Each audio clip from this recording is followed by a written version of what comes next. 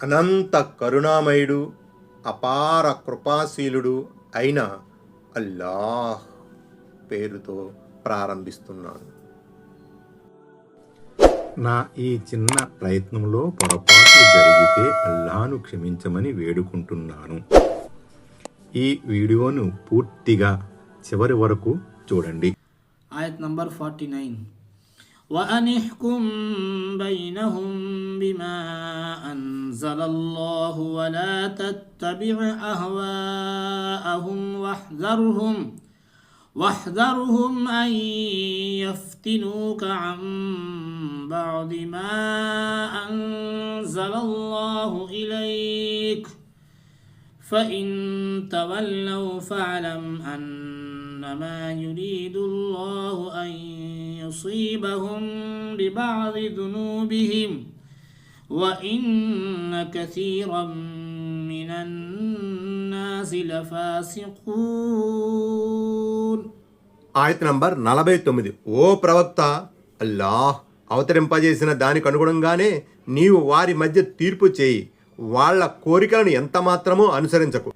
అల్లాహ్ నీ వైపుకు అవతరింపజేసిన ఏదైనా ఆజ్ఞ విషయంలో వారు నిన్ను పక్కదారి పట్టించకుండా నీవు చాలా అప్రమత్తంగా ఉండు. ఒకవేళ వారు విముఖత చూపితే వారు ఒడిగట్టిన కొన్ని పాపాలకు గాను వారికి శిక్ష విధించాలన్నదే అల్లాహ్ సంకల్పమని తెలుసుకో. ప్రజల్లో చాలామంది అవిధేయులే ఉంటారు. ఆయత్ నంబర్ 50. అఫహుక్మల్ జాహిలియ్యతి యబ్గూన్ ومن أحسن من الله حكما لقوم يوقنون. ఆయత్ నంబర్ 50. ఏమిటి? వారు మళ్ళీ అజ్ఞానకాలపు తీర్పు కోరుతున్నారా? నమ్మకం గల వారి కోసం అల్లాహ్ కన్నా ఉత్తమ తీర్పు ఇవ్వగలవాడెవడుంటాడు?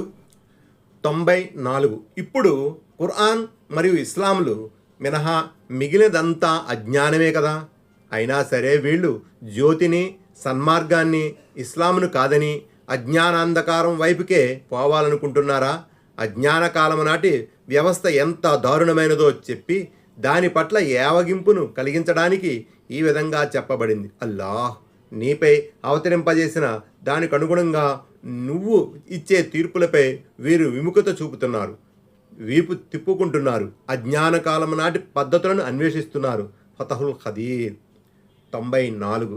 హదీసులో ఇలా ఉంది: ఇస్లాంలోకి వచ్చి అజ్ఞానకాలపు పద్ధతులను అన్వేషించే వారిని, అన్యాయంగా ఒకరిని చంపాలనుకునే వారి అల్లాహ్ అందరికన్నా ఎక్కువగా అసహించుకుంటాడు అని మహాప్రవక్త సల్లల్లాహు అలైహి వసల్లం ప్రవచించారు.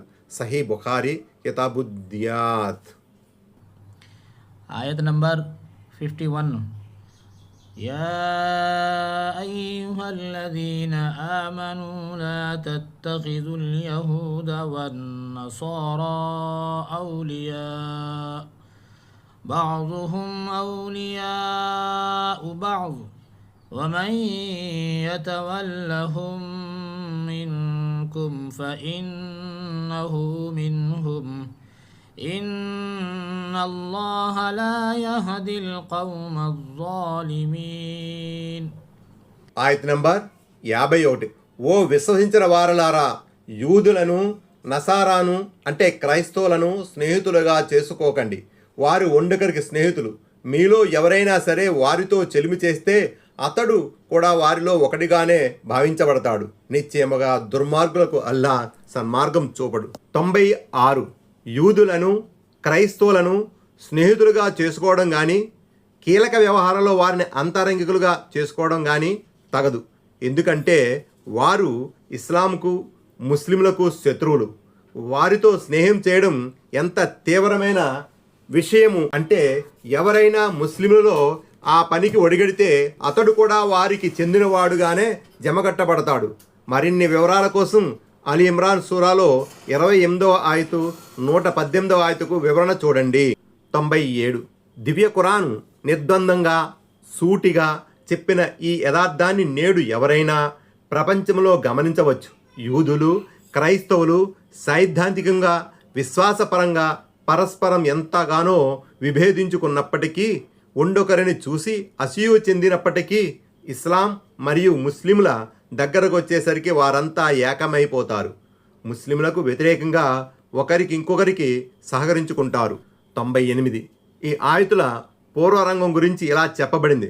హజరత్ ఉబాదా బిన్ సామిత్ రజియల్లా తాలాన్హు కపటుల నాయకుడైన అబ్దుల్లా బిన్ ఉబై ఇరువురు అజ్ఞాన కాలం నుంచే యూదులకు మిత్రులుగా సహాయకులుగా ఉంటూ వచ్చేవారు. బద్ర్ యుద్ధంలో ముస్లింలకు విజయం వరించడంతో అబ్దుల్లా బిన్ ఉబై కూడా ఇస్లాంను స్వీకరించినట్టు ప్రకటించారు. ఆ తర్వాత కొంతకాలానికే యూదుల్లో బను ఖైనుఖా తెగవారు అరాచకానికి అలజలకు పూనుకుని చిక్కుల్లో పడ్డారు. అప్పుడు హజరత్ ఉబాదా బిన్ సామిద్ రజల్లాహు తన యూద మిత్రులతో స్నేహ సంబంధాన్ని తెంచుకోగా అబ్దుల్లా బిన్ ఉబై మాత్రం దీనికి భిన్నంగా వ్యవహరిస్తూ యూదుల్ని రక్షించడానికి సాయశక్తులా కృషి చేశాడు. ఈ నేపథ్యంలోనే ఈ ఆయతు అవతరించింది.